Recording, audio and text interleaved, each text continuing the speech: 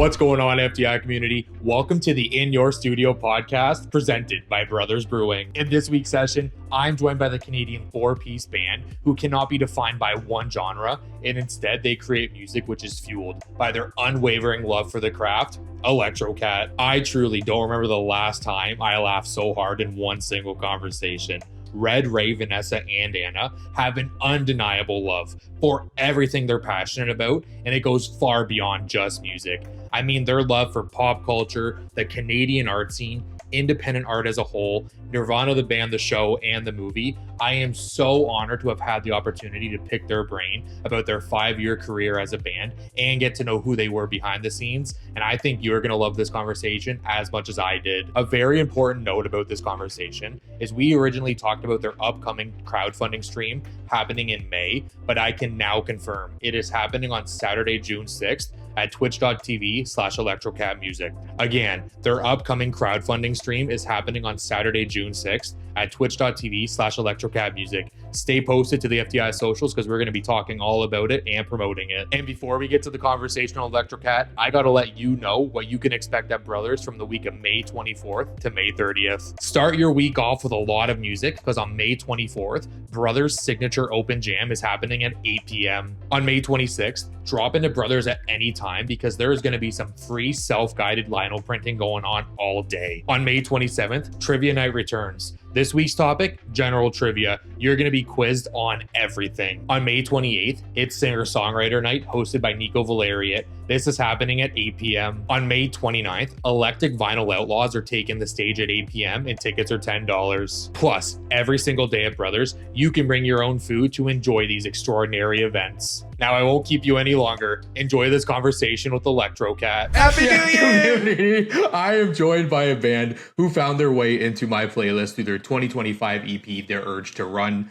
Together, they've been creating music for half a decade that blends pop and punk with gritty sounds and catchy hooks, reminiscent of the mid-2000s. They have played to crowds Ontario-wide in cities including Guelph, Toronto, Hamilton, and weekly on their Twitch channel. Their unwavering love and dedication to their craft has built a loyal fan base that I am super happy to be a part of. And in just a few short weeks from this very podcast, maybe it's next week at this time, they will be taking the stage at North by Northeast on Thursday, June 11th.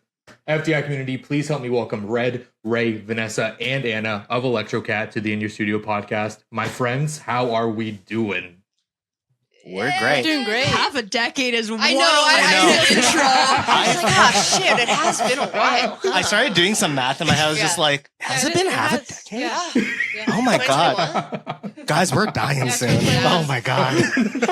We all celebrate birthdays within a short span, so this just made us feel way older. I'm so Dang. sorry. Half a decade. Oh my goodness. I remember when we used to go to shows and everybody was like, how old are you? Oh my God, you're so young. And now that's been gone for quite a while. That feeling. And now you're just normal. Yeah, no, we're that just feeling we're just is banned. weird because like I have so many people who like apply at my job and they're like, yeah, I'm like 2 years out of high school, and I'm like, oh my God, I am ancient right now. And they're like, yeah, I'm just looking at what I can do for the meantime. I'm like, oh my God, take me back. What do you mean? Actually, on that point though, because right now in present day, we're celebrating FTI's 6-year anniversary, and recording these videos, every time I say 6 years, I still remember being like 21, coming up with the idea of FTI. Now that I'm 27, I'm like, oh my God, time flies. So on your guys' end, because of your reaction to half a decade, when you said like it kind of like went by really fast, is that in like a really good way or like a holy shit, life's flying by kind of way? I think it's both. Yeah, I think it's like equal. You know, to quote a great philosopher here, when you're with your best friend, you never notice getting older. And I say that so much. It's true. I don't care if bro. Oh, don't put it on me. I don't care if bro said it was corny. It's true. I sometimes we'll have practice, and practice goes on for 4-5 hours, and half of that is just us talking and catching up over the week because we hate texting. And by we, I mean at least me and him hate texting. So it's just kind of like, oh, like how was work? How was everything? Congrats on your niece. Congrats on your physio getting cleared. It's just kind of like, oh, we're all here to.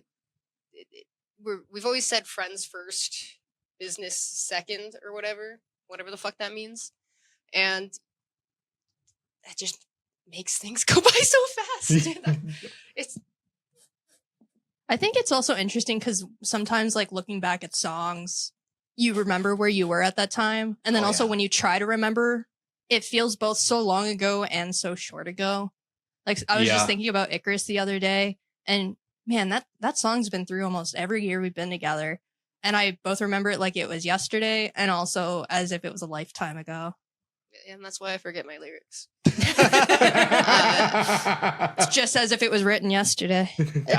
I just have like this vivid, it's crazy how time works. How like there's some stuff from like just last year that feels so long ago, but also there's stuff that happened from like before the band even started, when like Red and I were in the car just talking about potentially making music together, but that feels like just yesterday. So it's odd. It's so weird. It's such a lovely feeling though. Yeah. I was saying today, I don't even remember meeting Anna. She just appeared in my life. I remember it was the first practice ever. I don't remember that practice. It's just Anna appeared in my life and I was okay with it. You played piano for that practice. You did? Oh yeah, I did. We won't talk about that, but We don't talk about the rehearsal factory era of ELECTROKAT. Yeah. I actually want to dive into that at the very beginning, kind of like getting to know you guys, because you said it the best friends first, business second. I love that licking batteries for fun is like the catch, like the tagline, because that like grabs attention. That's like right away. And the music's not only electric, but it's also the perfect blend of power and angst. And it's also tied together for not only the authentic love of creating music, but the love you guys have for each other. As a listener and a follower on the ELECTROKAT journey, I'm so ecstatic to see everything you guys got going on, because every time there's a new Instagram reel, a Twitch live stream, it's just fun. It's just banter. And I think that's what we'll always put friends first before business, because although you're like, I remember when we did this first, it still came out of that love. So let's go to where every good story goes, and that's the beginning of the book. Introduce the FTI community to ELECTROKAT and how the band came together. It was April 29, 1999. Manila, Philippines. Title card. It's like the Bohemian Rhapsody edits, Maybe like to like key in that it's the 90s. You put like Eiffel Towers, I'm blue. I forgot what the number is. You know what I'm talking about? Anyways, like going back to what I said, like Red and I were in the car. I think we were coming back from Sobel, from like a cottage. And we were just talking about like, wouldn't it be so cool to like start a band and like make music like My Chemical Romance? Well, specifically, I have like a very loose, like my background in music is more in being a fan than being like and this is the fifth note in the scale of, like, I don't know any of that. I just go, wow, My Chemical Romance sound good. Versus him, who has both background in being a fan, but also like the technical aspects of making music. He's at this point, you have made music, you've made originals, you've made covers. It's been part of your life far longer than it has been mine. And we just, especially right after the pandemic, I think both of our main creative outlets kind of got smothered by that, not being able to share in community, and the want and will to create kind of faded away with everything in 2020. So we were just itching to do something. And I think specifically we were listening to Hesitant Alien. Yeah, Hesitant Alien and Danger Days.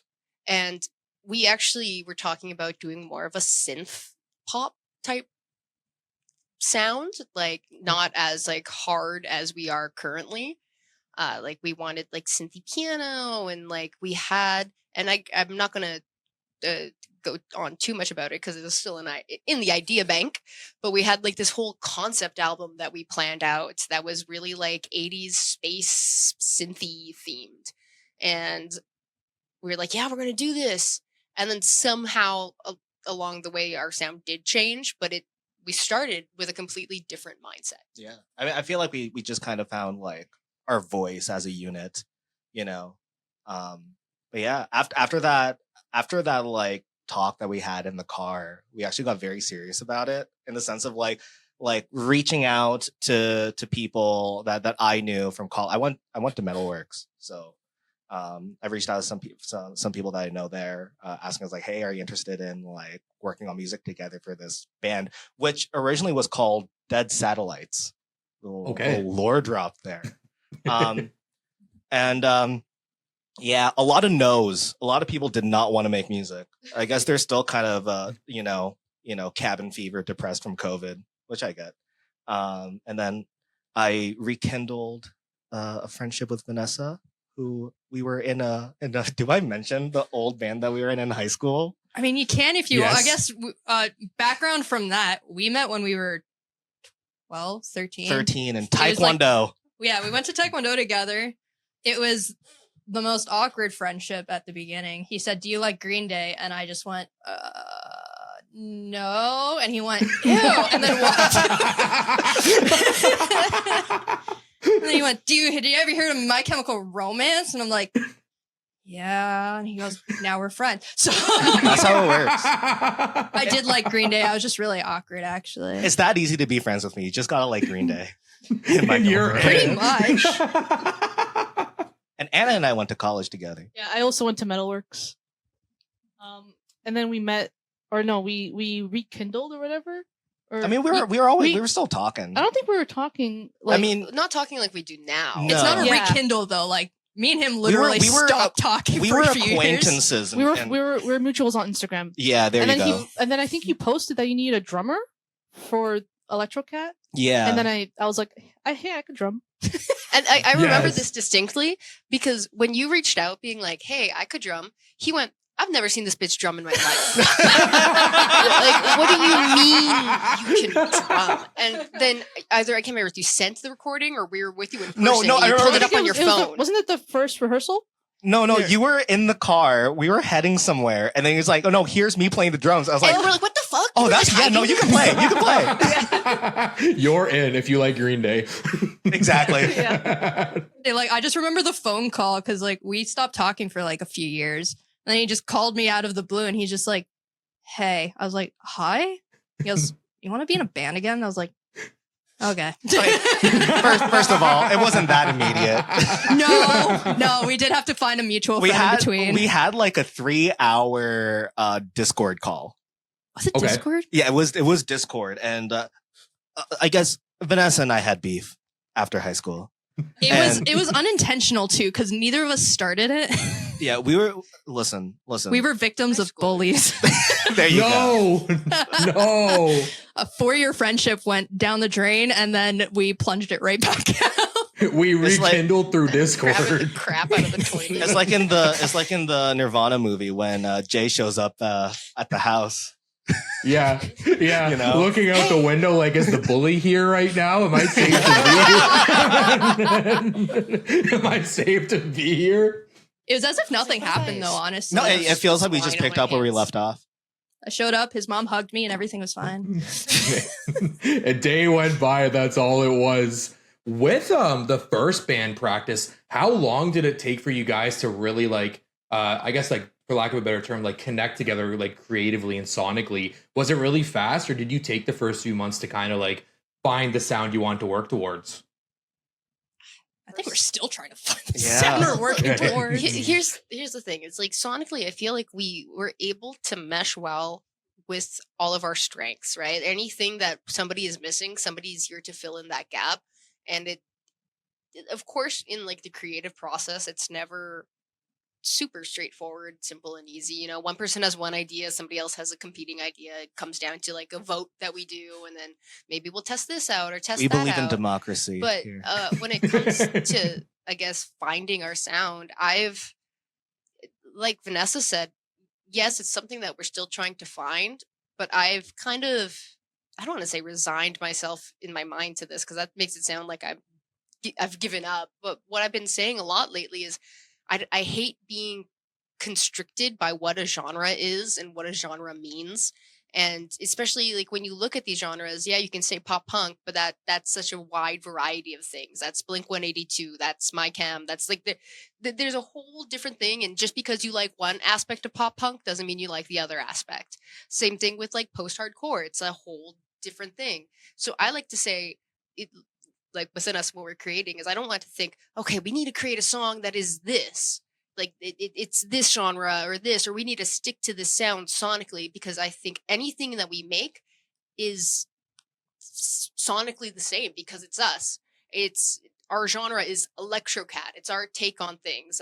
Not to say My Chemical Romance for like to put a fucking counter how many times we mentioned My Chem, but like you'll listen to things and it's just kind of like this is their sound. It's always their sound no matter how much they change. Same thing with like Paramore, right? It's like even if they change genres, it's still Paramore, and their fans stick with them, not because, oh my god, I like this genre. It's because, oh my god, I like what you create. And I think one of the things as a band that we're trying to do is foster more of a, we're here as like artists rather than we are the product of one thing, right? If you want to come with us, listen to our music, and like that's it, that's fine. But if you want to like be a fan and enjoy, be part of everything, it's kind of more about that connection and seeing what we can make versus, you know, like, oh, you didn't make this song isn't technically pop punk. This is too poppy. Oh, this is too hardcore. This is too none of that, right? It's just like we're ELECTROKAT and we're here to make whatever the fuck we want. And I think from the beginning, it's been like that. We never really fought over the sound. It's just someone brings something to the table, and then we just kind of, it's like a puzzle. We all just play with it until it fits. I mean, like, I remember the very first song that original song that we performed called "We Are ELECTROKAT," and so original. And that sounds so different from everything else that we put up besides Sore Loser. But we kind of like put things into like two different categories, which is like, you know, something a little bit like heavier and then something a little bit more happy, you know? So like, especially when we like come up with like set lists, you know, like, do we want to pull up more songs like Sink or Swim, or do we want to have something more of like on the Sore Loser, Ambrosia side sort of things? So I think it gives us a good like versatility. Is that a word? Yeah. Versatility. Yeah. Especially when it comes to like we've played Pride events, right? I don't want to show up to a Pride event and go, "Who's here ready to get in the fucking mosh pit?" Like no one. We're here to like have fun and day drink. So like, we're like, yeah, here we are. Here's our like we're having fun songs, even if maybe the lyrics are darker in whatever ways.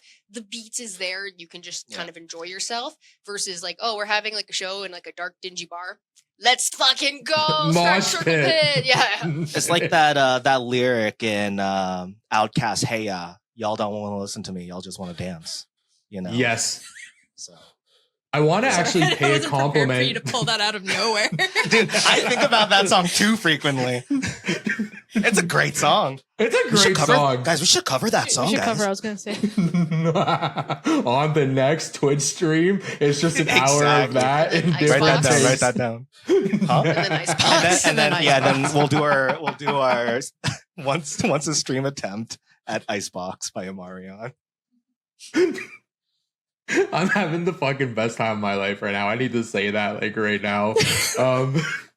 I want to pay a compliment to that sentiment about not staying like confined to a genre and not like holding a genre over to describe ELECTROKAT. Because maybe I'm like revealing my whole hand of cards right here. I have such a hard time when I'm like preparing like creator of the week in your studio podcast or like talking to an artist. Because if I say like, yeah, I really loved how like your all indie rock song sounded, that sounds like I just grabbed 5 words that related to music and that artist is going to go like, get out. Like, no,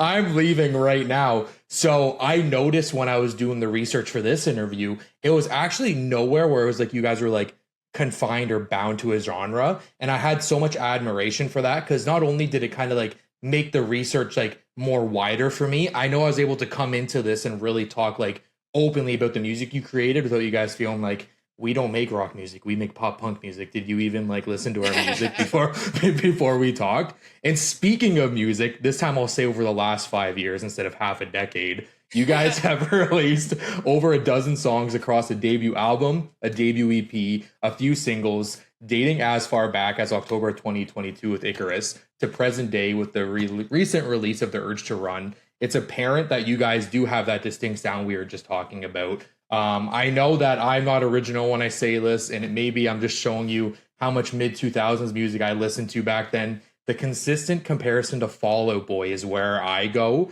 especially with Hell Wasn't Built in a Day.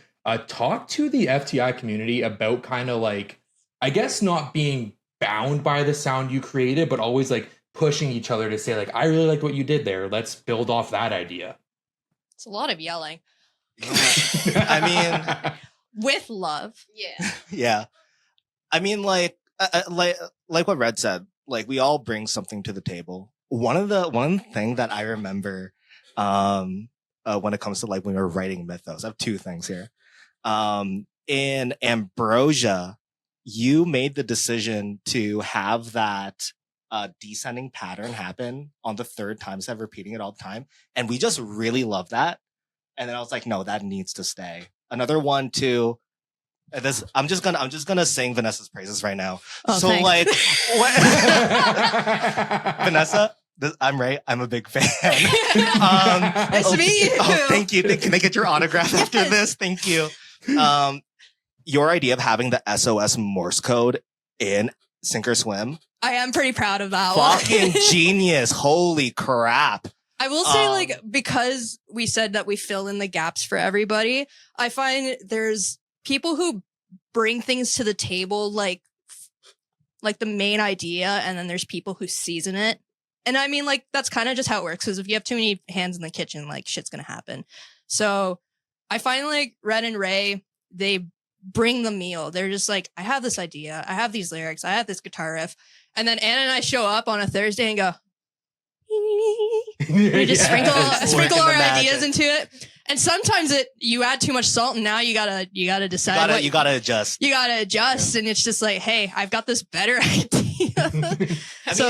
I mean, there's also like things in the songs where like when we work on it together, just to kind of get like a rough demo to show the rest of the band, we have a certain idea for how one part should sound in our minds, but then when they come into the songwriting process, it takes a whole other life of its own in such a better way.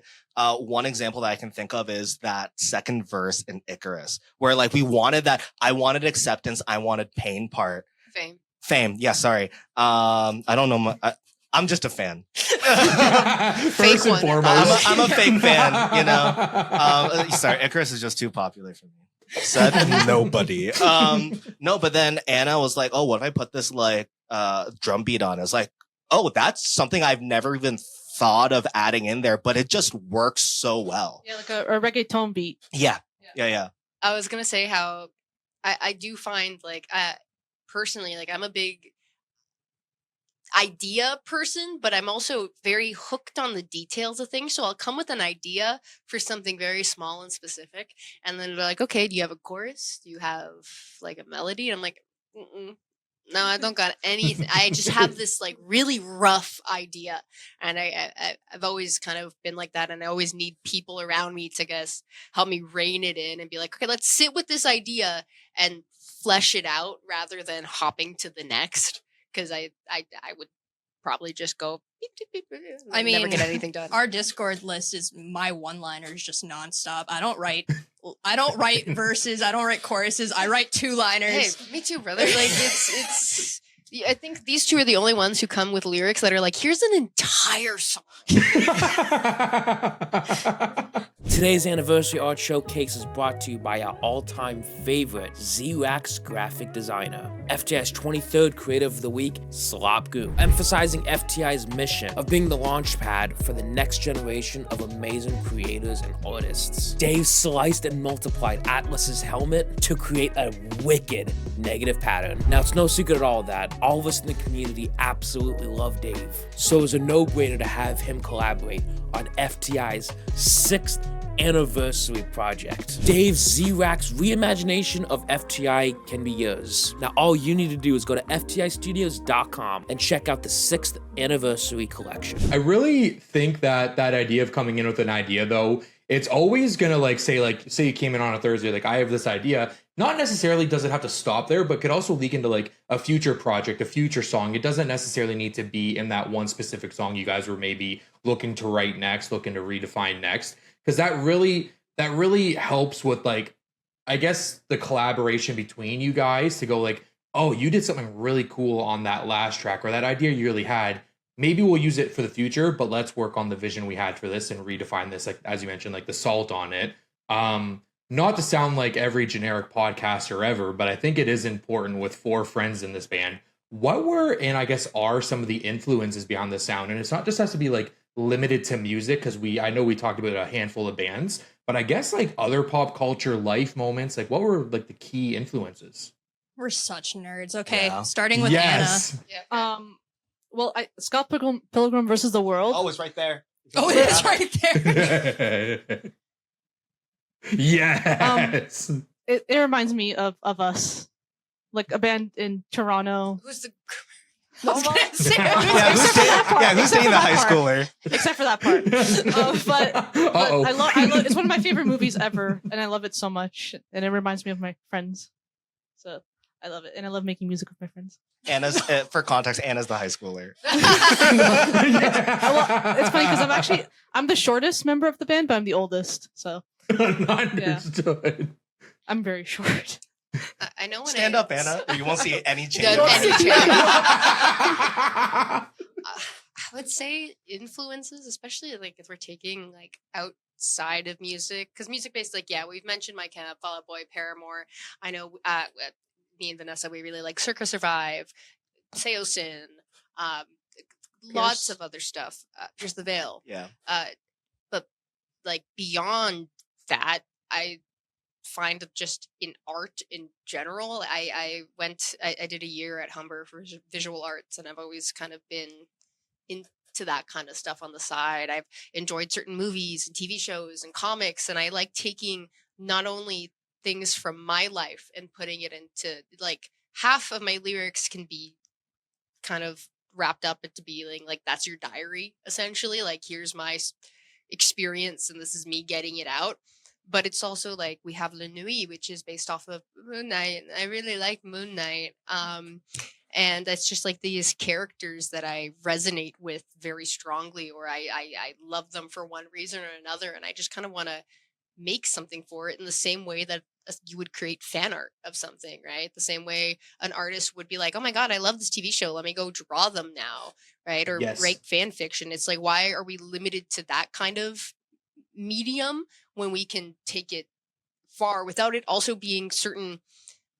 I guess sometimes fan songs can get a bad connotation or can be seen as like early or mid 2000s YouTube kind of like parody type stuff, like the Minecraft parodies. And it's like, well, we want to do it with like a bit more of like a serious tone and things like that. I mean, lately, I don't want to, be on this horse too much, but we love, I love Nirvana, the band, Yes. the show. I've been a fan since 2018 in the Viceland series. My best friend got me into it.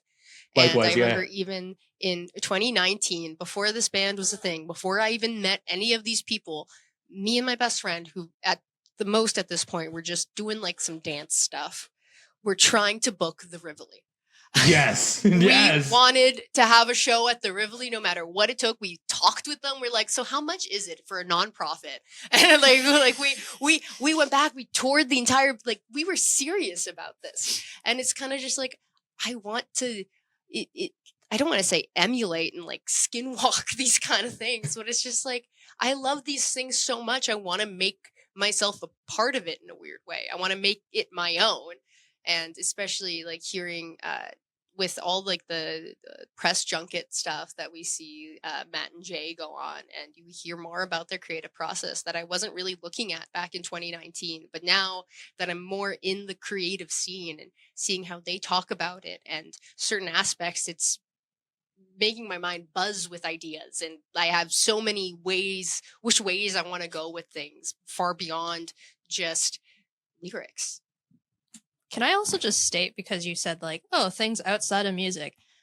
We've got Spider-Man figurines on the desk over here. We've got Magic. Kirby behind me. We've Yes. got gamers here. We've got Streamers. We have a Nirvana the band poster up here. Yeah. right next to My Chemical Romance. But streamers is another thing. I think Yeah. it's why we stream. It's kind of like we love the aspect of streaming of connecting with your audience. Nothing is ever going to get closer than a live show, but live shows are expensive for both the audience and for the artist. Stream is just such a direct way to connect to people in real time. And it's something that we want to take advantage of. We want to kindle that relationship while being artists and doing things. So we look at our favorite streamers that we watch and we go, wow, I love that you did this. I love that somehow this person who's never met makes me feel involved and makes me feel a part of something greater. And that's so important, like even from like a fan aspect too, because as you mentioned, like being a fan first before even wanting to take on the music world, because you're coming in with such like love and admiration, no matter the medium, no matter like the road. You're just kind of like, fuck, I really love what I watch. I'm consumed to the pop culture I watch, to the streamers. Matt and Jay, I could talk hours about, especially Matt and like how his creative mind goes. That the moment you take that leap forward to say like, I'm going to be a creator, it's not like you're starting from ground zero. You probably have more in the treasure chest for opening ideas than somebody who's forced to go create or forced to go do something to like catch a trend. If you're always doing it for like the love of the art and the love for just wanting to create, I think no matter if you're mainstream million streams or you're just someone who's always like a hidden secret in a Southern Ontario town, the Southern Ontario town secret will always win because the love will always stay there. Whereas once it's like mainstream and huge, now you have so much more expectations, but you can quickly put the business in front of the love. And I think it's just so important. Like you guys do it perfectly to a T, is you always just make sure that the love comes first before even thinking about like, what do they want from us so we can make sure we're on their playlist? You're just like, what matters the most to us, and we'll find our way into the right playlists. I find that happens. That's tough for us to remember too. Like we were just chatting last week and we had an idea and it was very much like, what do they want to hear? And then we had to remind ourselves like, nah, fuck it. What do we want to hear? What do you want to play on that guitar today? And even if like I'm sitting here and I'm like, that sounds weird, go ahead. Like I think that there is like that fine line to ride of like at the end of the day, yes, you can be happy making art for yourself and yourself only. But unfortunately, we live in a world where that doesn't pay the bills. And if you want to do something with your art, you do need to be a bit consumer friendly at the end of the day. But it's definitely, that's like the backseat in our mind, right? Like, because it ain't paying the bills. So we say, An independent artist in Canada. But it's also like, I think one thing that we do unintentionally is kind of like avoid the trends. We find that the minute that we're being disingenuous, we all hate it. It's like if all of us are reading a script, if we are doing things that we don't find is us, but it's because this is what the internet wants to see, or this is because X, Y, and Z wants to see it. You can tell it. We are not happy with it, and it doesn't do well because you can tell that we're not happy with it. And it's like, why force ourselves to be unhappy about it? If I'm making music, I want to make music because it's something I love. I go and I do something else to pay the bills. Does not fucking matter how much I love that. But if the music is being made for me, why should I, us. Yeah. Sorry. There's something that I read recently. I forgot. It was either Batman or it might have been like Ultimates or Magic or something like that. But comics. Comics. Absolute Martian Manhunter. Was not Absolute Martian Manhunter because there was not one this month. But there's this quote where it says, "The moment you start following something, you're already behind." Yes. Nice. And I think that's like succinct, beautiful, and so true. Because you're following, it makes sense. You're following something, you're already behind it, man. So Yeah, exactly. Because you're I with FTI, for example, I get down that rabbit hole so much. Like, what should I do this week that'll maybe like catch the attention to someone? And I have a few friends in my close friend group that will set me straight, going like, that wasn't you this week, man. I know you didn't want to do that. I'm like, damn, I'm that readable. But when it's like actually taking the time to like creator of the week, for example, there was like a old FTI and a new FTI, and the old FTI, I was just making sure something was published every Monday. And I saw my love turn into like a job. But then after FTI returned in 2023 or 2024 rather, I made myself the promise that like if I don't feel inspired that week, or I know I'm not going to yell at this tripod that's giving off a really good light right now with the camera on it, that I'm just not going to do that week, because I'd rather give someone the best week imaginable than to say like I filled the gap between like April 24th and April 30th. It feels like work, right? Yeah. And the last thing that you want is for your craft to feel like a job. You know what I mean? I agree. Because automatically, like talking about like the love for the game, right? Like there's that immediate disconnect. You know, I sympathize with that wholly, man. Like, I think it's something we also need to like check ourselves sometimes. Sometimes, like Vanessa was saying, it's we got to take a step back and go, hey, let's not think about what makes this hard. Let's think about what makes it easy and why we're doing it. Because there are some aspects you can't avoid. If you have a show, you need to promote the show. You need to make sure you have gear. You got to, you know, there's aspects that are on the more worky side of things. But if it doesn't need to be looked at right now, let's not look at it.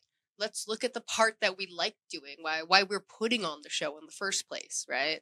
We had like we talked about it in our last stream, how we were all kind of collectively disappointed with how our performance went, and kind of taking what does that mean, right? Because it's less so disappointed because, oh my God, we didn't hit a certain metric or anything like that. We were disappointed because we knew we could do better. yeah.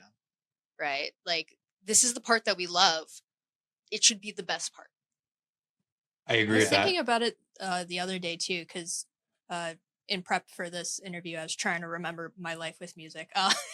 And growing up, like I was a competitive piano player. Like anytime I played that thing, it was a competition. It was absolutely, you had to be the best or you were the worst. Me and my brother were competitors I did it for like 12 years. He did it for most of his life.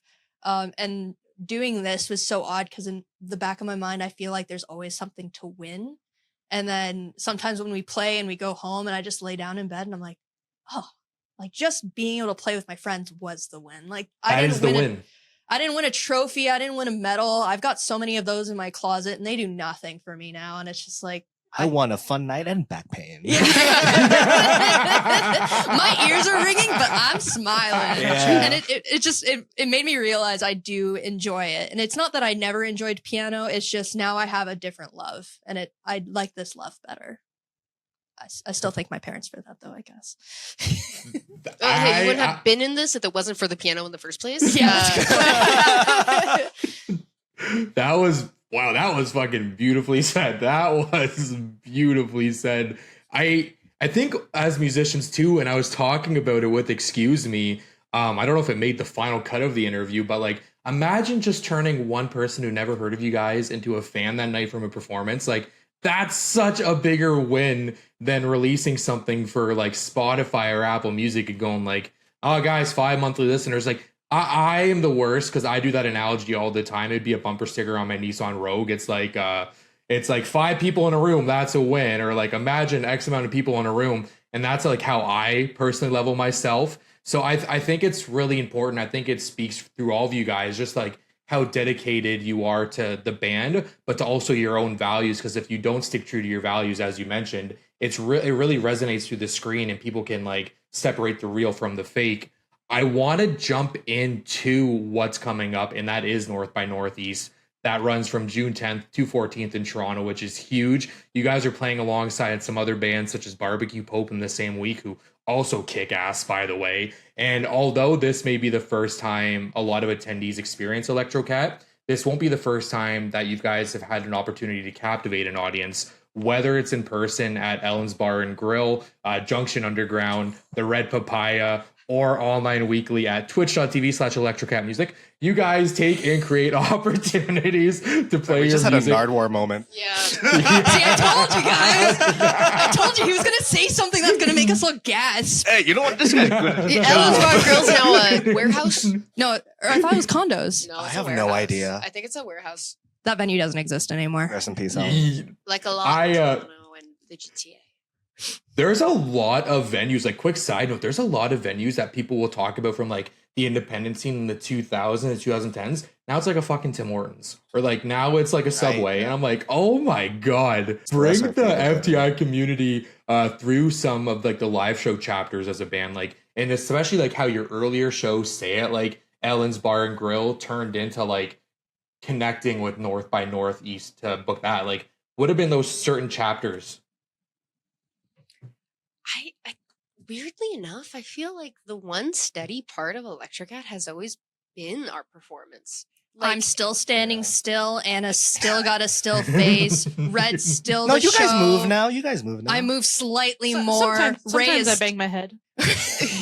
on your cymbal. Yeah. Yeah, that's how Anna plays her drums. She doesn't play with sticks. She just hits her head on. Yeah. And Ray is still in the crowd with his guitar. I think the only thing that's changed performance wise is our tech. Like now we run an in-ear rig, and it's very helpful because of things like I won't blow out my voice now because I can actually hear myself. Yeah, you don't get any more. Can we get a little Give bit? it Can I more get a little bit vibe. more of my mic in the mic? A little bit more. It just makes things, I guess, easier on that aspect, but it's not something that the crowd tends to see. I guess I've never had a fear with performing. I don't know why that in my mind never had a like what words am I looking for? Connection. Like my brain never feared that kind of humiliation. Like, hey, at the end of the day, I will still look back and cringe. But when I'm on that stage, I might have some nerves. I might have some like pre-show jitters. But once I'm on, I'm on. And I always tell people I just kind of black out Yeah. and come to Yeah, we at all the do. end. Yes.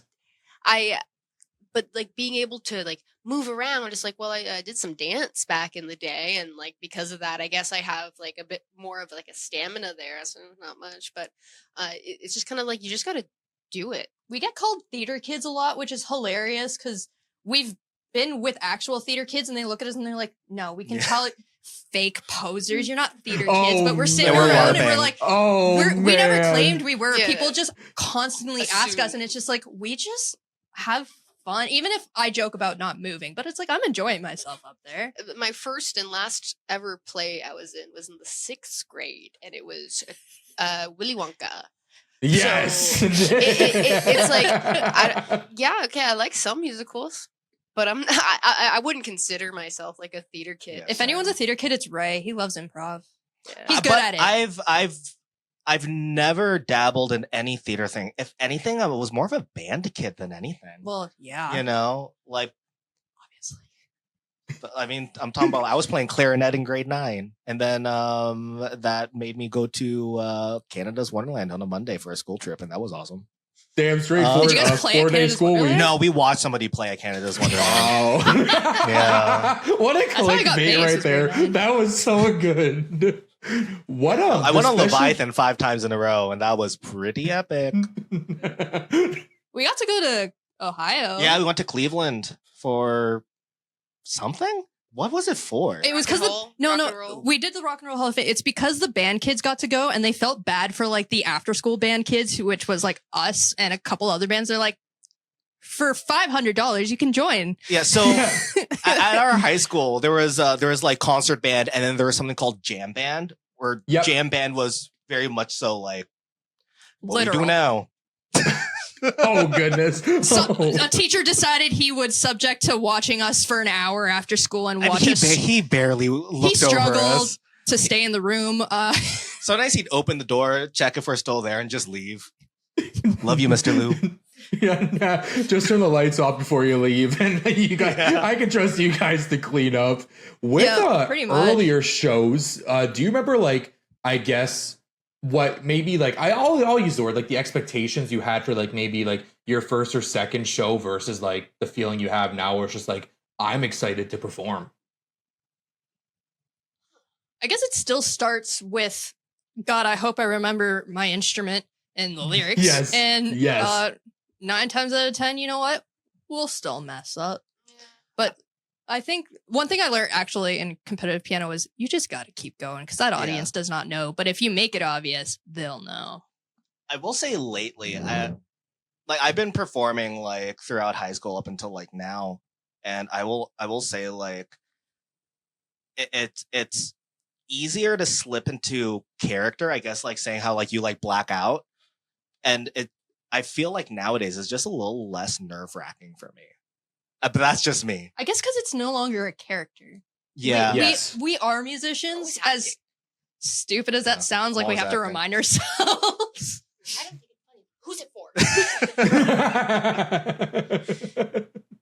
I will. It's over there. Oh, I will say that, like, I guess, like, at least for me, there is like Yes. a little bit more of wearing multiple hats.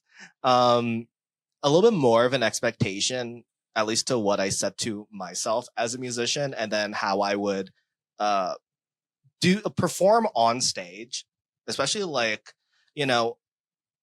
I find that I put like this expectation to be very energetic, moving around a lot. Doesn't matter what the physical toll it will put on my body the next couple of hours to like all the way up until probably like the next show.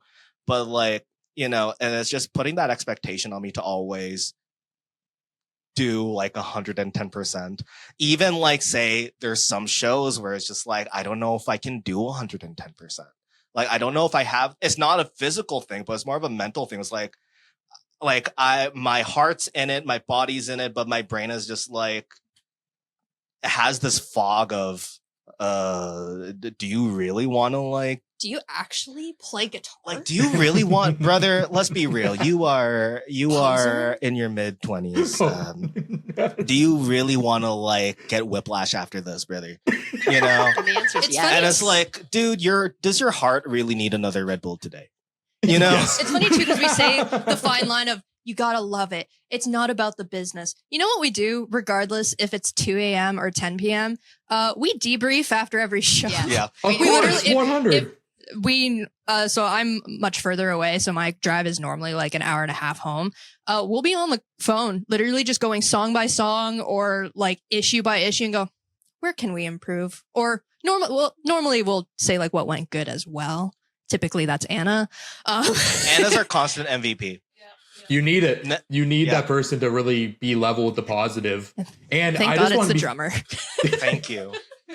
before I forget too, I really think it's important to say like your 100% can look different every day as long as you're giving 100%. Like I know as an artist, like you're always you have this idea for what your 100% looks like, but your Monday versus your Friday could be completely different. All that matters is that like you're self-aware and you know what you're about to go give. Because as you guys also said, like somebody in the crowd's not going to know, maybe you missed the lyric, maybe you repeated a verse that didn't go in the right place. But all that matters is just like that authentic, like either we're going to keep rolling with it, the show keeps going on, or you're just going to have fun going like, well, I didn't mean to do that, but now you guys have an extra song on the way. So I think it's just so important to always remember like Is the your 100%. day job a therapist? Like You know, when it comes to performing on an actual stage to a Twitch stage, what are the similarities and the differences between the two? Do you guys try to create like that similar ELECTROKAT experience on both, or do you guys maybe have a different mindset for both?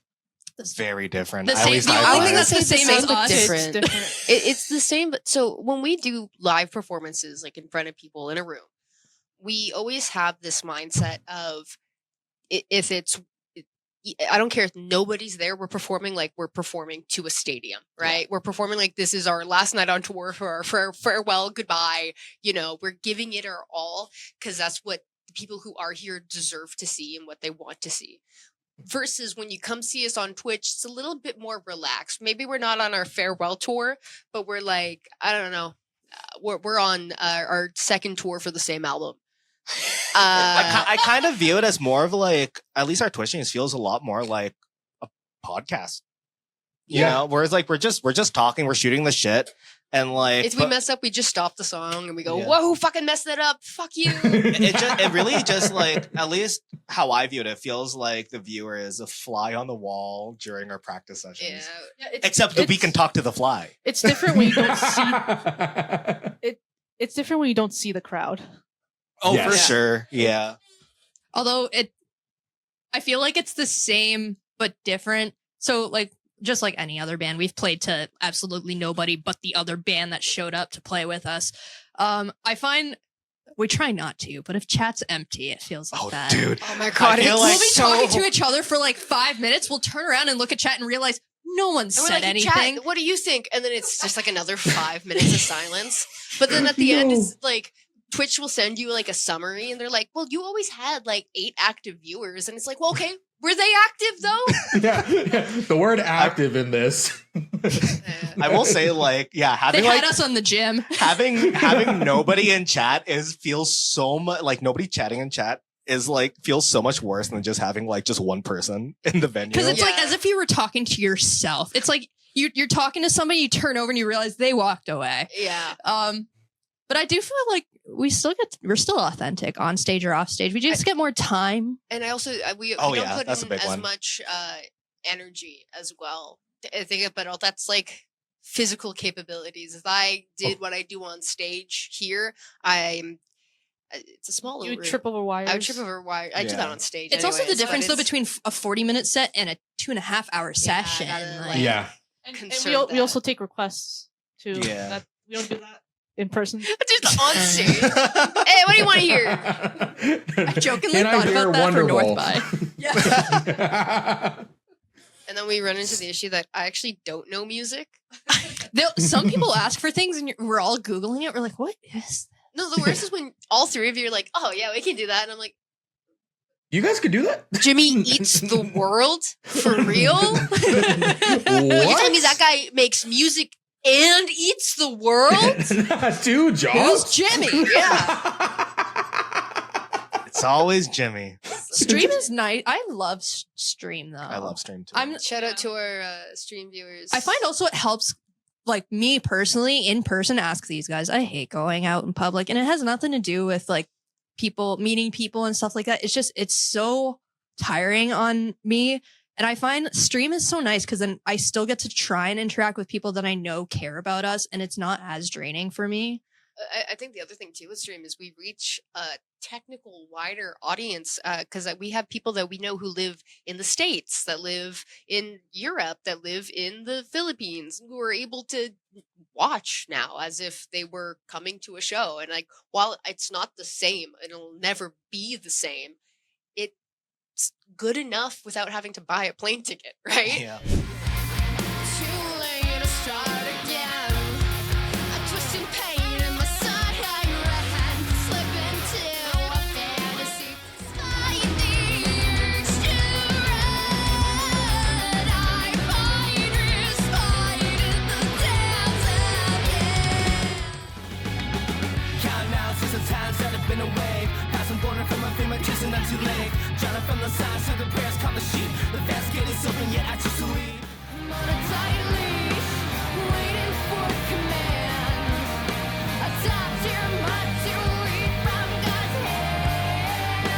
I think what's really cool too is that like taking out like the international people, although they can stream it on like your Twitch, they can watch a YouTube video, stream an album. When it comes to the people that are like close by in like a Guelph, Kitchener, Hamilton, Waterloo, there's so many independent scenes around that are such like hidden secrets, and they're so driven by community. Like everybody just wants to see each other flourish. And I've talked about it countless times before, and I'm sure I'm going to talk about it 100 times in the future. But it's so sweet that no matter the city you're in, on almost any given night, you can walk into a bar, a venue, downtown, an alleyway where a guy's playing a ukulele, and you're like, fuck, you rip, dude. Like, this is fucking awesome. And I think that's so important. The added bonus, of course, is the Twitch stream, but making it more so local to where you guys are and where you've played, where would you guys say the true ELECTROKAT community lives? Is there like a certain city maybe, or a certain like region? On twitch.tv/ElectroCat Yes, music. Yes. That's where they live. So this is the hard part because the way this is going to feel so weird because I always feel weird talking about fans, like fans, like being like, oh, the people who support us will travel for us, right? So it doesn't matter what city we're in, like they'll show up, and I'm just like, what the, like, why are you here? The last GO train is going to leave in like 2 minutes. Why are you here? And it's like, I appreciate Thank you, though. Yeah, like, thank you. Oh my God, we wholeheartedly appreciate it. But it's hard to say like this city or another. Like certain cities have more benefits, and then I think our audience is kind of like split up in certain ways too. Like we have some that are like, if they became part of the audience via Vanessa, then her home turf is going to have all those people versus if they're from like. We can say city names. So I'm from Kitchener. I'm the Guelph Get Kitchener doxed. area. Oh yeah, come and find me. Yeah, I'm in Guelph. Famous last words. But like we started in Toronto. Here's her address. Yeah. We For started in workplace. Toronto, but so many people travel to Toronto. So then we found out, oh, you know what? Then we played Hamilton, and then we saw some of the people there, and they're like, oh, actually, we're closer here than Toronto. And it's like, oh, cool. And then we played in Guelph for Gain Fest. Yes. I was going to call it something else. But yeah, no, Gain Fest for like 3 years in a row. Rest in peace. So, yeah, right. But then we garnered some fans there, and then we played Odd Whale, and that turned into Cambridge. So like we've played throughout these different cities, and it's weird seeing people who come no matter what city, and then we can tell who's from where, and it's like it's kind of like We're having extended cousins. We're Absolutely. I don't know. We're like a traveling circus at this point. Yes, absolutely. Yes. Anna's gonna With- jump through a fiery hoop in their next show. So if you want to see that at Supermarket, June 11th. I'm gonna set the drums on fire. We'll have you on the Smash riser like that. Slipknot. Yeah. And it's not even her kid. That's the craziest thing. Bye bye, house kid. You're gonna go throw your kid in the mud. Yeah. I always have an idea of where like I want to bring a certain line or something, but then something just gets said and I'm like, all right, everything mind is empty. So I'm gonna go the safe route and I'm gonna ask the question that is I want to know the risky route now. I want to know. Yeah, what's the risky route? There was no risky route. It's just making sure my sentences are like cohesive and like they Oh, actually. fair enough. I I get thought you were that. gonna ask like a really hard hitting question. I was like, well, now I want to know, and now I want to answer. Why is it ELECTROKAT with a K and not a C? Is what I'm trying to ask.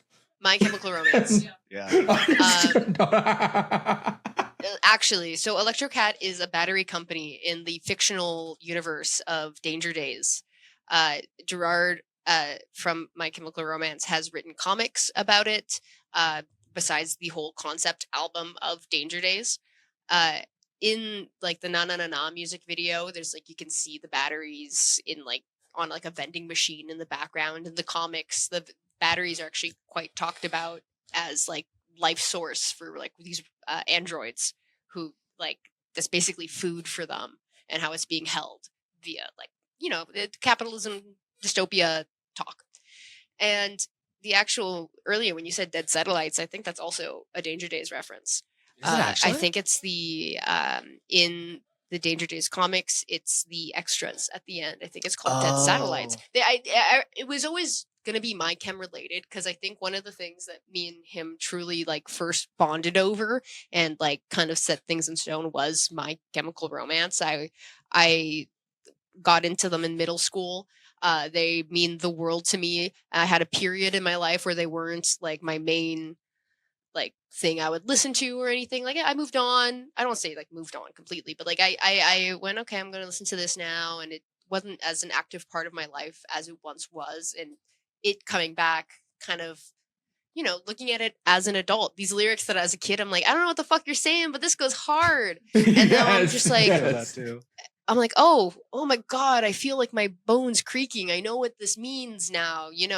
When I was younger, I'm like, kids from yesterday, skip. Kids from yesterday. That's me. That's me today, And now I'm like, oh my God, play the kids from yesterday. I just start bawling like a little baby, right?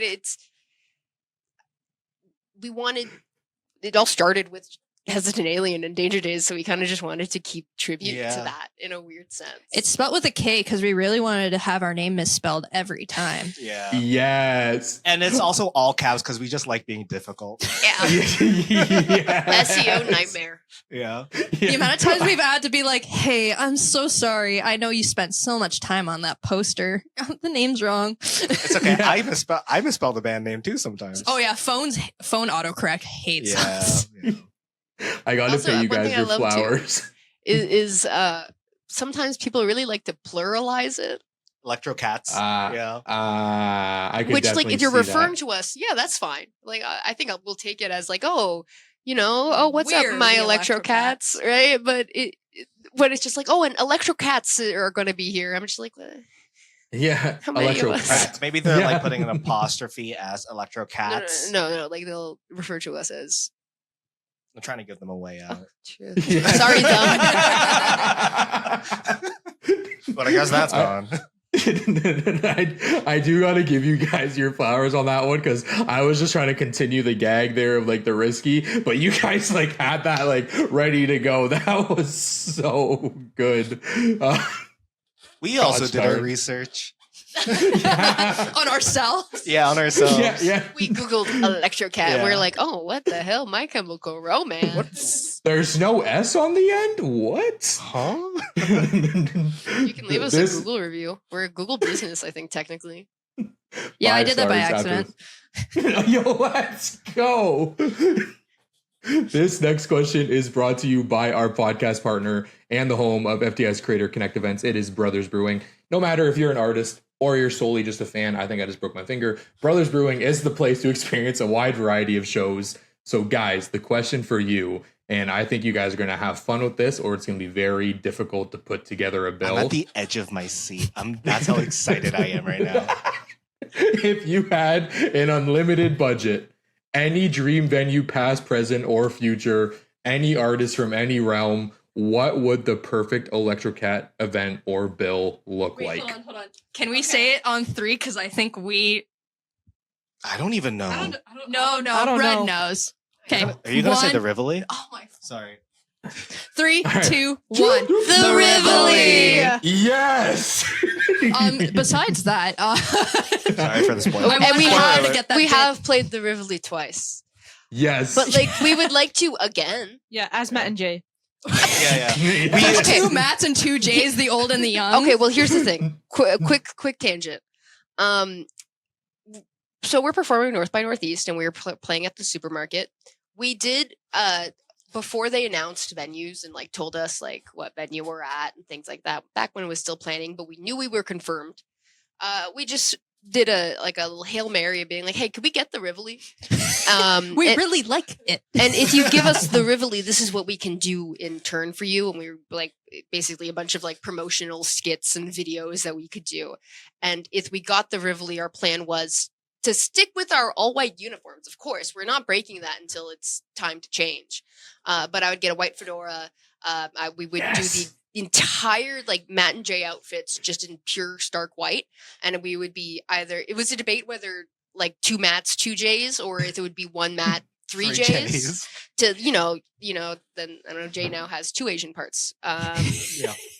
But and we were like I was like I want to cover Army, and I know they reference this in the movie, but it's like from like episode 1 of the web series with the and the lights, and I'll go like this, and the red light on my face, and then I do a little dance. We were were ready. going to do that. I was prepared to out of pocket contact, like if we got the Rivoli, be like, who's going to be like your sound and lighting guy that night? I will pay you. I will pay you out of pocket. Here's like a sound chart. I really wanted that to happen. And even though it's not happening for North by, maybe one day, if we can plan a Rivoli show, I will. The next time we perform at the Rivoli, mark my fucking words, I am doing that opening. Yep. You know? Besides that, though, for unlimited budget. Oh, unlimited budget. A van You know what would would be be- nice. A van. yeah. I will say if it was unlimited budget, one thing that I would love is no ticket pricing. Yeah. As stupid as that sounds, it's just But like that's not a venue or anybody on the fucking bill. no, I know. Hey, I answered the question, Vanessa. But I was just I thinking, think I want to feed the hungry. And I think everybody deserves access to clean water. And Which I is think true. Ticketmaster prices are abhorrent. Anyways, I think like the Hollywood Bowl. you know what would be cool though? What is that venue in the Philippines that's huge that everyone like? I don't think about it as that big ass mall. Yeah, the mall. We would wait. fly to that mall. I forget what it's literally called, like the Asian Mall or something. No, it's a mall of forget the Asian Mall. it's MOA, Mall of Asia. MOA, Mall of Asia. Mall of America. No. The Bass Pro Shop, the biggest pyramid. Yes! Oh, you know what?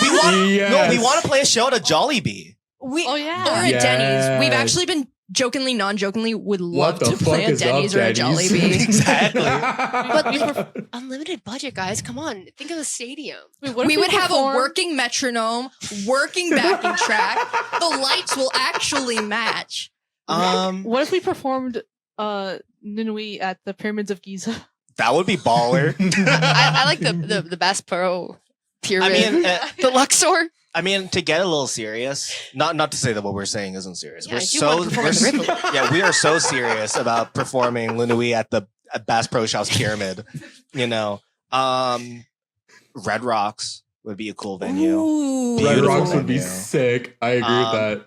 Maybe I don't know, maybe like 500 Nights at Kia Forum with My Chemical Romance would be great.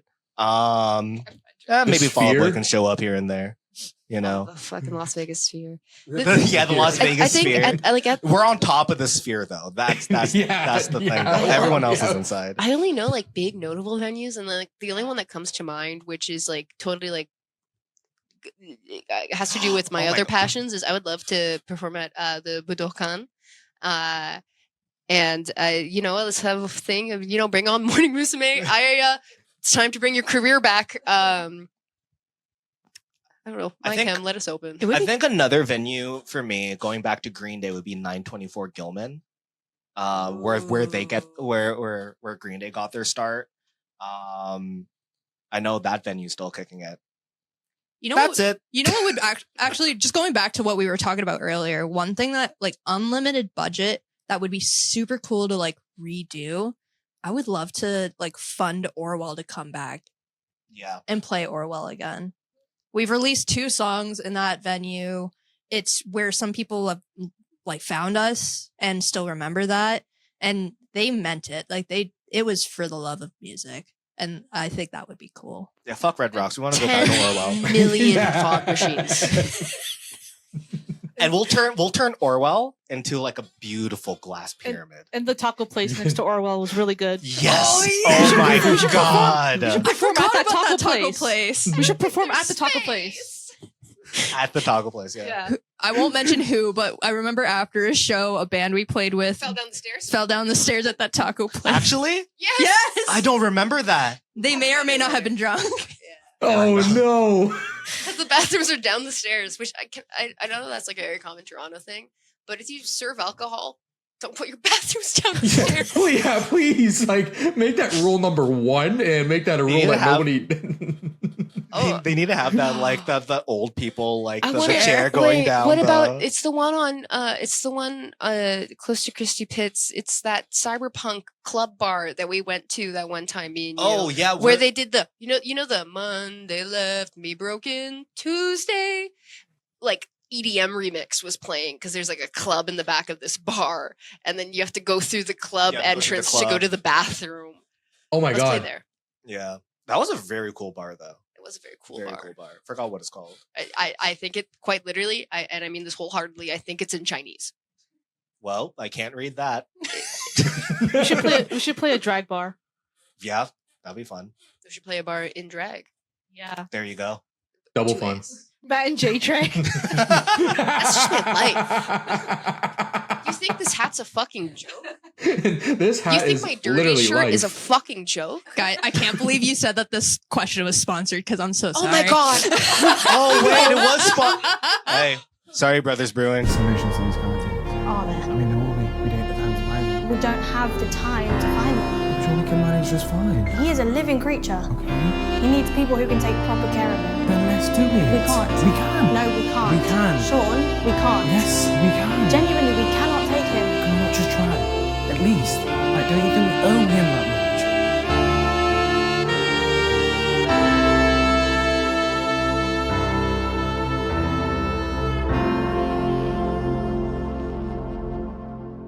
Unlimited money.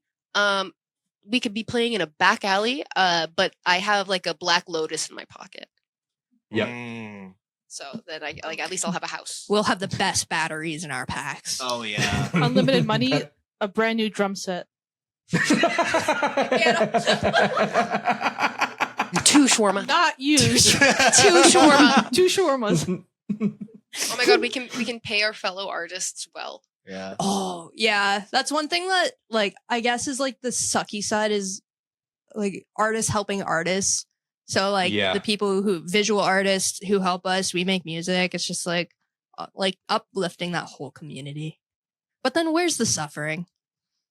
Well, sorry. What? Sorry. Excuse me. How will we write songs about suffering if we're making Because it? we're If there's no because here's the suffering to thing is- happen. is we're suffering because we can't pay these people what we Yeah. want to pay them. We- And that's we- the unlimited money. Is we give them the unlimited money, then we don't have the unlimited money. Pass. So we're still suffering. Oh, okay. It's like, oh my god, I wish I could pay you for this. Heading towards the end of the conversation, this is the staple question of the In Your Studio podcast, and it revolves around vulnerability. Being a group of artists who wear their heart on their sleeves and express it through their music, it's impossible for listeners everywhere not to resonate with the sound you're creating together as ELECTROKAT. This all ties into vulnerability because the more you share, the more you're peeling back for like the perception of others to your music. In your guys' eyes, why is being vulnerable important as an artist and a band? I think this ties back to what I was saying about my weird disconnect with having shame when I'm performing. And that's, I've always been a person who's a bit of an open book. I think the word to use is oversharing, but to a certain extent, I feel like if everybody knows you feel this way, they probably also feel that way is what I always end up having. And if they feel that way, then they know they're not alone in that, right? So if I'm just vocal about my struggles, if I'm just vocal about what I'm going through or what I've been through, people will go, oh, maybe it's normal to feel that way. Maybe it's normal to like kind of have these ideas. I think, and I don't know if you'll relate to this too. I think that's what makes like directors like Matt Johnson so appealing, right? Is it's we're seeing like this raw, pure form of something, and it's something so relatable that we don't get in other things.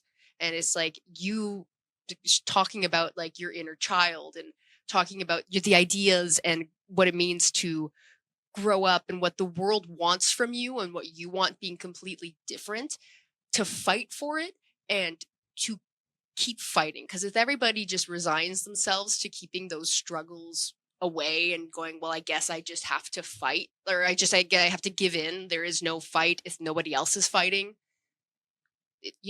Together apes together strong. Apes together strong. Apes together strong. I want to just chime in, and I'm going to end up tossing it to you. But one thing that you say quite often is just like, you have to. Like, you just have to be authentic, because then it's just like, this is what I'm feeling right this second. There is literally nothing else that I can do until I sing about it, or until I write about it, or until this guitar lick feels my feels. Like, you say that quite often, and it's like, I find I have to. Yeah. Especially, Oh, so like- the urge to run was a lot of Ray. I will, like, no one here will hide that. Like, it was a lot of his writing, and it was well done. And like, a lot of that time was you literally saying, like, I need to write this. Yeah, I was sad. Sorry.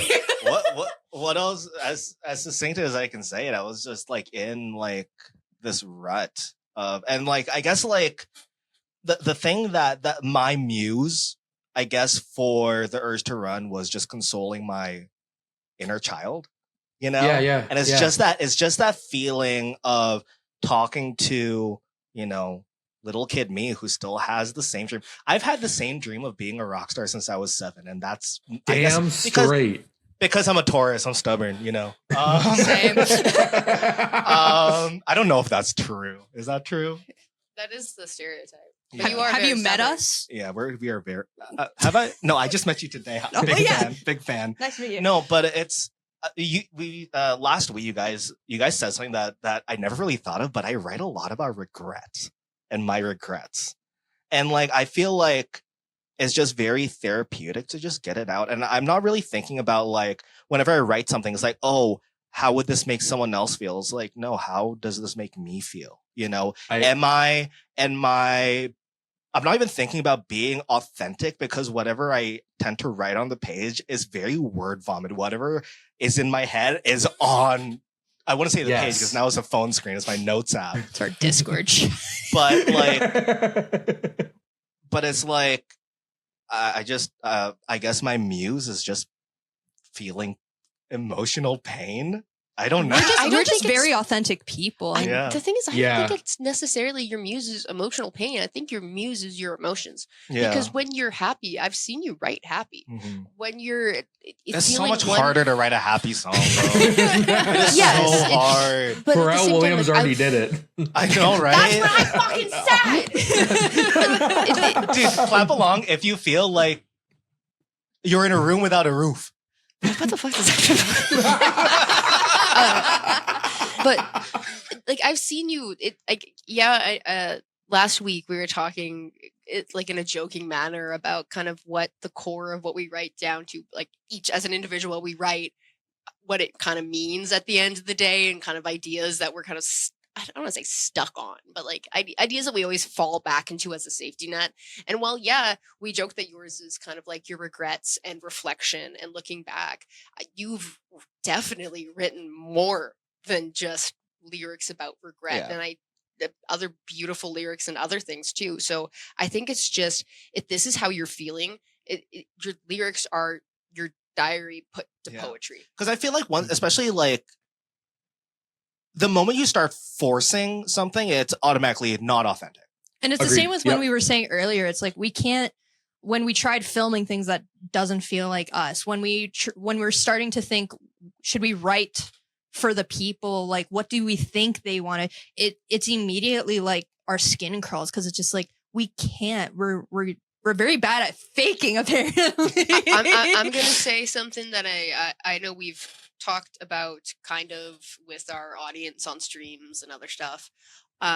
We joke about hating our own song "Sore Loser" and how much we groan if we have to play.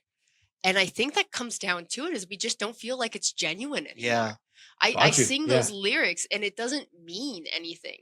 Versus when I sing lyrics from other songs that are the same age, same time period of writing, I look back at, and while I don't feel it in the same intensity as I did when I wrote, I still feel it. I look back at that feeling. Versus with Sore Loser, there's not a feeling I look back at. No. The most I look back at is standing in the Dollarama checkout line and going, I wrote a lyric then. Yes. which I guess is a cool way of saying that we've grown. Yeah. I Yeah, mean, I was also about we to get say a that as constant well. reminder of what our age is whenever Yeah, we that song. perform that song. But it just feels like, I feel like Sore Loser, while it has meaning, and while other people might find meaning in it, and if that means something to them, I think that's beautiful. And I never want to ruin that. We hate your favorite thing. You know, we're we never taking want it to. away. We never want to, poo-poo if somebody likes it. I just don't feel it, and I don't think I've ever felt it. At the games when I lose your heart. Yeah. It's. I mean, like, to peel back the curtain behind Sore Loser, I wrote that song in 2021 in the summer. I think it was written even before everybody was on board with the band, or maybe like shortly afterwards. And like, I wrote that song after getting fucking blissed out of my mind off of a joint, walking high. And I came back, plugged in my audio. I didn't even want to go down in the studio. I just plugged in like, 2-input audio interface with my guitar set in bed. I was like, okay, I want to make a pop punk song. Yes. Yes. And then it was just that. And I was just, I think also like at that time in my life, I was just writing. I was just very word vomit, buzzwordy sort of stuff that I'm just not too proud of like the lyrical sort of content, because I feel like we've grown, we make. But I also think, once again, not to, even though I brought up shitting on Sore Loser, not to shit on her too hard. It's a catchy song though. Is sometimes in the creative process you make, and it doesn't need to be what you release. And I think that's kind of what we realized. Sore Loser was like we don't need to go just because it's almost fully fleshed out. We don't need to continue. It's okay to stop. It's okay to be like, this was a practice, you know, this was a study. This was us trying our best draft. You know, we don't need to keep it. I can list songs that we've started to write and have either scrapped, or songs that we started to write and they've changed into a completely different song. The first version of Hell wasn't built in a day.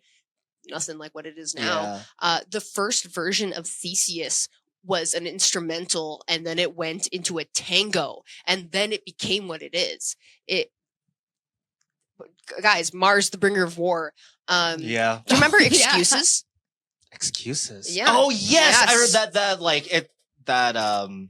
It had like a stop and start. It was kind of Backstreet Boy. You were saying. I know. I was taking inspo from the Mariana's Trench songs that you showed me. Yeah. So it's kind of like there's. Thank you. I love Mariana's Trench so much. Me too. A Masterpiece Theater is so good. Fix Me. Oh my god.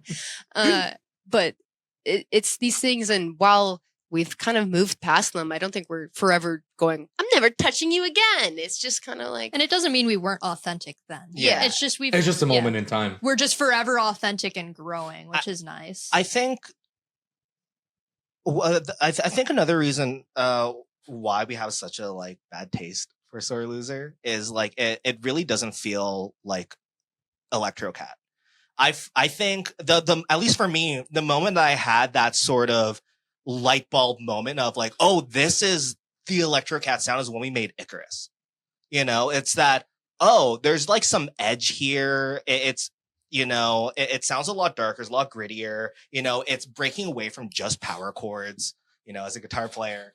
And it's also the lyrical content, and also like something that we do a lot in our songs is the second verse is never the same as the first verse most of the time. And we kind of stuck with that. At least that's my eureka moment, I guess, with the band, where it's just like, oh no, this is sonically the ELECTROKAT sound. At least this first iteration of it, you know?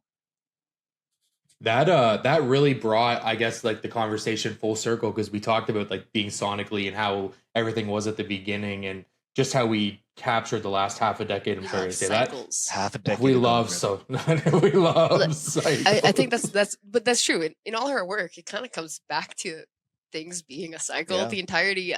In an old interview we did, I think it was just for a student project, but we got interviewed for when we released Mythos. Right. And Yes. we were talking about how technically Mythos is a cycle. It loops into itself. Like if you were to listen to it in its full, not just like in the music sense that it loops into himself, but it is a greater story of dealing with things like suicidal ideation. And I mean, I don't think we've moved on too much from that thematic idea, but the urge to run is once again a bit is less of a distinct cycle like Mythos, but there's still like ideas of cycle. We say the word cycle in the song, right? Talking about how we find ourselves in these loops and needing to break free from them. Yeah, I mean, like also like the Scream lyric is for what it's worth, and if it's all the same, I'll snuff out all the progress.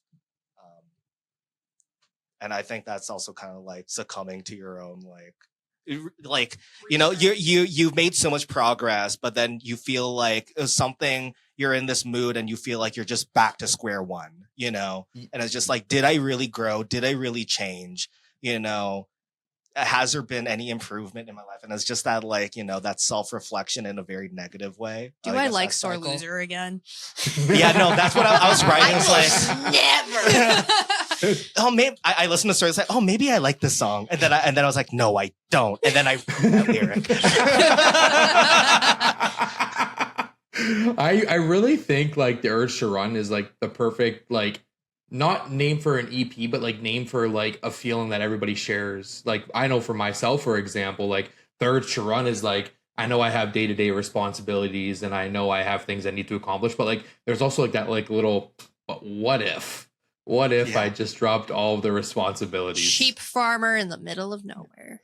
I remember Yes. coming up with that concept of the urge to run, where it's like I want to run away from all my responsibilities. I like there's all these things that I should do, but I just don't want to. And it's also this buildup of these emotions, and I just feel like it just all explodes, you know? Yes. And then I feel like it's akin to a deer in front of a car, like deer's like caught in headlights sort of thing. And that's what kind of, we were we had a show in Peterborough, and we were driving through all these back roads, and I just had this vision of this deer in front of a car at night, and his face is just scratched out. And that's the feeling that I have, is that you can't put your emotions into words. You know, you can't put it into like any distinct box. So it just feels like a clutter of things around your head, you know? And it was kind of cool too, because like we as a group, we hang out like actual friends. Sometimes. And we were coming back from an event, and it's these guys are all like half passed out in the car, and I was driving, and at the top of the hill, I was coming up to a stop, and and this was like literally mere months after we just started like thinking about this and getting some writing done. Yeti? Yeah. Yeah. So these guys are like half asleep in the back of the car, and a deer literally just slowly walked out onto the road, and I like slowed down, and I'm like, guys, wake up. Guys, get your phone out. Someone take a photo. And like these guys are half asleep. Red's like waking up in the front. She's like, oh my God. And then the deer walked away, and I was like, this has to be a sign. And how about the hedgehog that you swerved around and scared the shit out of I us? saved that hedgehog and us. We're all good. Was it? It can't be a hedgehog. And he know what went it on was. to make 3 movies with Jim Carrey. So But it was just nice, I guess, like knowing that no matter what we do, we are authentic. Like I know you were asking, like, why are we authentic? It's like we can't really be anybody else. The easiest thing to be is yourself. As much Agreed. as we may be nerdy or weird or like But that's I'm not us. social at all, but I won't hide it either. I'll just show up. Even in like I know I say the easiest thing to be is yourself, and then I'll go and I'll write about We're all who am liars. I? You know, like what does it mean to be me? And all that. I think at the end of the day, it's just whatever. It's kind of like how you talked about with your writing and emotions. Like, that's how I feel right now. That is who you are. I mean, like, okay, maybe that's going to take it out of context, and that sounds really fucking bad. But kind of like, yeah, to a certain extent, within hats off, guys. It's serious. within you know, keeping it on a short leash. What you feel and what you believe in, what you like, what you do, that is who you are. Because at the end of the day, it doesn't matter like how you are to a certain person. It's like you in your room, right? Exactly. I keep saying things and I go, wow, that actually sounds really bad. Because what if somebody's like is actually losing it and they go, no, this bitch is so right. This is me. I'm going to ruin my life now because this is me. Please, safety first. We do keep each other in check though, because sometimes like I joked earlier, it's like, it comes with a lot of fighting, and it's just like we fight because we care so much. It comes from Of passion. course. Yeah. It comes from yeah. passion, and sometimes it comes from missing dinners, but we figure it out. And at the end of the day, we're friends first, and we're authentically friends, I think. I'm trying to end I this. don't like it in truth. We're friends first, but lovers second, and we all kiss. I mean, And we we're do a have a band band boyfriend. Oh, Jesus Christ. The band boyfriend's we do my boyfriend. we do hug after every show. So Actually, yeah, that too. And like people might think it's a stunt or whatever, but It's the I most just imagine important Dak thing. flipping over the drum kit. but it's just I don't know. It's like we're just genuinely so happy that we can play together and we had a show. You think I would kiss all of these sweaty heads if I didn't love them genuinely? They're Hell fucking no. dripping in sweat after shows. I'm fucking hugging. Yeah. I taste all of your sweat. I mean, That's going back actually- to what you. Sorry, No, but you're good, going my back friend. to what you said about like, is this still authentically me? Like, we've been a band for half a decade. Like, what does it mean to be you? And when you're always changing as a person, you know? the way you were, like how you said about like the people that you work with. Like, do you even remember like what happened like a week ago? You know, it's like we're always constantly changing. You know, so like, what is me? What is us? I think it's important to like hold your own values, but also be open to always changing. Cause like when you're around people that just like hang out in their misery or hang out in the same person, you don't like necessarily feel bad for them, but you feel that guilt that like you're like, I want to make you something different. But at the end of the day, it's, as you said, you in your room, that's the truest form of yourself. And sometimes it's just making sure you're taking care of yourself first and foremost. The second half of this podcast is all about therapy. So now we're just going to get into straight therapy talk. Who's a therapist, us or you? All of us together. These final Imagine if these chairs questions, could recline, we could all be like one of us lay back at a time. Yeah. These final three questions are the most thought-provoking questions for this conversation. Not limited to one medium. You can choose as many as you like. Does not have to be independent. Put the FTI community onto some things to check out, whether it's music, Nirvana the band, the show, the movie, the web series. Nirvana the band, anything. The Dirties. The Dirty, yeah. Blackberry. I really like Blackberry. But yeah, So anything and Blackberry's everything. really good. oh man. Okay. Absolute Martian Manhunter. Even if you do not like superheroes or even just, you know, like any of the cape shit comic stuff, it is such a good dissection of modern society, especially in our current political era. You know, it is a fantastic read. It is the art is phenomenal. The writing is by Dennis Camp. And he is one of my favorite comic book writers right now. He's also doing Ultimates, which is a little bit more cape shit, as we like to call it. But it is still such a good dissection of modern society. And, you know, I recommend anybody read it. It is fucking phenomenal. I'm probably like the least pulp culture here. I nap a lot. I don't know what's going on. Napping, then. I'm putting you on napping. What's the best nap position? But one thing that I'm a little late on this, but I just finished Dispatch. Okay. Great video game. I don't play games much. I'm a Stardew, Animal Crossing kind of girl, but Dispatch was so good. And I'm going through it a second time trying to get like different outcomes. We were in awe how you made every terrible decision. Yeah, she got the worst ending somehow. I told them everything that I did, and they're looking at me and they're like, you didn't even get to do anything that you're supposed to. 0 bitches. Evil ending. Hey, FTI community, I'm going to pass this question off to you. Isn't it crazy to finish Dispatch and not end up with one romantic partner in the game? I ended up with none. And then they I didn't turned even know that evil? was a thing. Yo, full plutonic playthrough. It's a new speedrun category. I was literally like, I'm just trying to be the nice guy. And then it turns out evil ending. I finished last. If anything, that's poetic. I'm trying to. That it's is, the, yeah. the So, but yeah, no, road to hell that page with really good intentions. brought me. Oh, that's so good. Anna, tell them about your island. Well, first of all, I'm so sorry. No. Cut. I've been playing Tomodachi Island. I want to play Tomodachi that Life. so Tomodachi bad. Life. Tomodachi Life. You make an island in the game. I've been making a bunch of characters. But what I really want to recommend to the FTI community is listen to microtonal music. Oh, my God. King Gizzard and the Lizard Wizard is my favorite band ever. Who's the other one? This new Montreal band, Angie de Poitin. everyone they're knows really them. good. Oh my god, They're I see really them good. everywhere.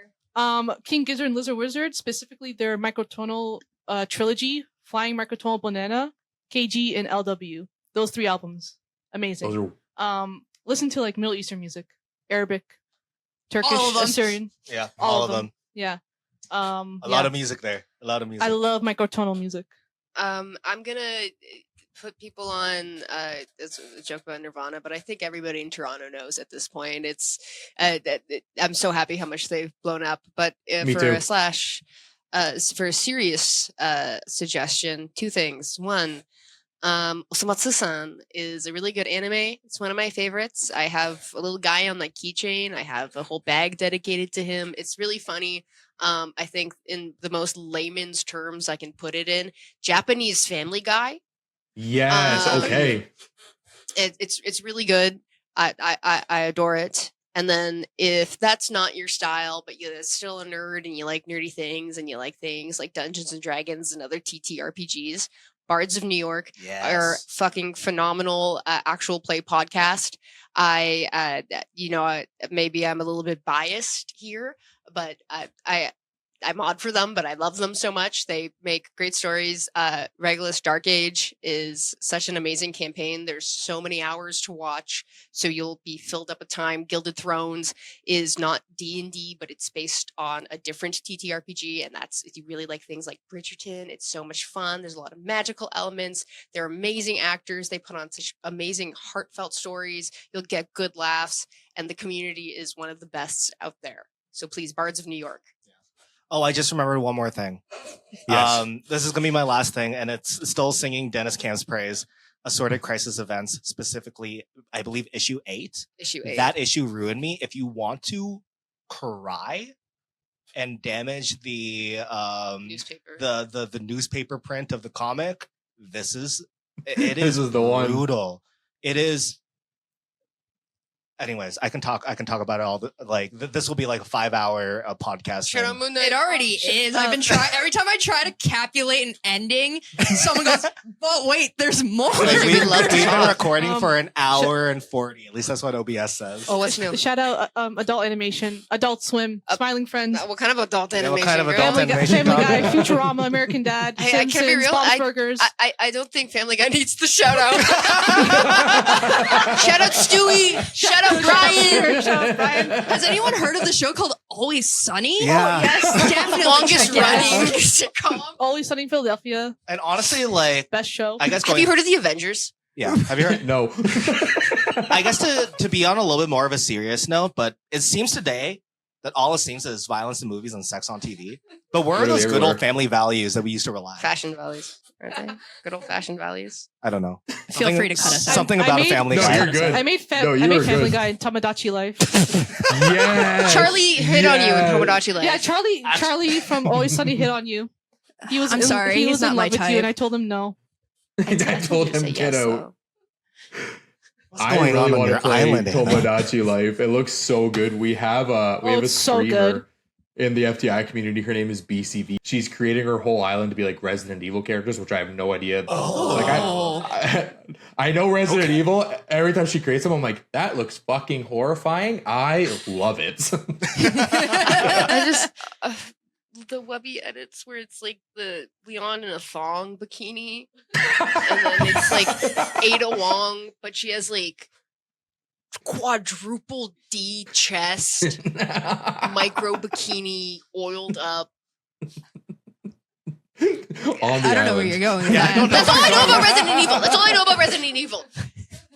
And then the final question for you guys is more of like a statement, but tell the FTI community what you got going on, where they can find you. North by Northeast coming up, streaming everywhere, twitch.tv/ElectroKat Music. I think I plugged them all, but if there's any other ones, feel free.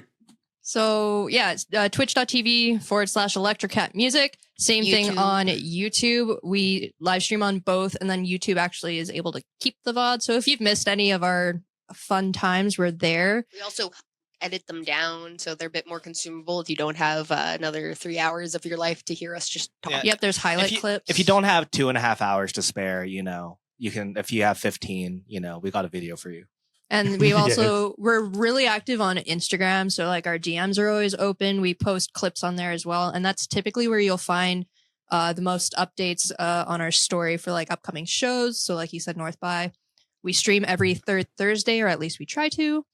Sometimes it's the fourth because there's weird weeks where there's 5 Thursdays. Yeah. I don't know when this is coming out, but our next stream, if you follow us on social media for the month of May, we're actually going to be doing a bit of a crowdfunding stream for our upcoming music video. And if this is past that, we're still accepting Hey, donations. you want to give us money? You will get to pay a very talented man who's putting in so much effort to help us out, and we want to just give him all the money in the world. If we had When is the unlimited stream? money, What's the third week of May? The 21st is the Thursday, but if we're doing crowdfunding on the Saturday, I don't know what that number is. Second. You know Follow what, guys? us on Instagram, Follow us on Instagram. ElectroKat Music. You'll definitely find out there. We'll send you an audio file of all of us saying it in unison of the exact date, so you can just kind of like splice it in Insert there. it Mr. here. Beast AI in my mouth. I actually think that this works out because right now this is aiming to come out the 22nd of May. So this actually might be It's tomorrow. perfect. It's tomorrow. It's tomorrow. Jesus Christ. If you want to talk about being authentic, we're so sorry this is 2 hours long. Oh my God, no, this, I always get scared when I'm like, if it's like 30 minutes, like 45 minutes, I actually look for the reaction of, that's too long. Like I could talk for hours. So like, You're like, please keep going. Yeah. Bro, we could just do a desk tour and you'd be here for a whole 24 hours. Like, oh, look, we have... Show them the Minecraft sauce. Minecraft sauce. We got Minecraft sauce. The nether sauce. We just, I don't know. It's funny because a lot of people do say when they see us on stage Show magic. afterwards, Anna got a burger for her birthday. they say all the time, like, oh, you guys look like you're having so much fun. And we are. It's Yes, just so hard to like 100%. withhold the fact Cynthia? that we do this for fun. Pokemon. If we could do it for our jobs, though, we will. Get magic. Okay, one more item. Choose one more One item. more item? Actually, no, One more item? wait. For the bit, I'm gonna do the closeout, but you got to keep showing items to the camera. Okay. No perfect. problem. Fuck, I want to find a good item, though. The empty All Doctor right. Strange can? Yeah. STI community, I have been joined by Red, I have an Vanessa, old and Anna of ElectroKat. Rocket. You can Oh, check ramen? them out on North by Northeast Rocket. Here's on a Thursday, dog June toy 11th. This has been one of my all-time D20? favorite conversations. Big I'm ass so D20. happy Show it them has that. been Show recorded. Kirby. Oh, the as, Kirby as keyboard. I tune this out, I hope everybody has He's missing one a great foot. day, and I hope everybody enjoys the ElectroKat And then collection Spider-Man on the going top right. on. Spider-Man, And There's a lot of stream- Spider-Man. There's a lot of Stream the There's urge like to a Lego run Spider-Man. absolutely everywhere. We'll catch you Oh, the soon. D20. No, we Do showed you want to the see a Burger King gift card? I put that in my pocket. Oh, fuck. Peppa Pig card. Peppa Pig card. Happy 29th birthday. Yep. Here, do you want to read it out loud for the class? 29, that's special. 29, that's big. Happy birthday from Peppa Pig. It says love Vanessa on the bottom. It's Fuck Vanessa. happy birthday, Anna. Love Vanessa and Jordan. Oh, I did write Jordan's name. Well,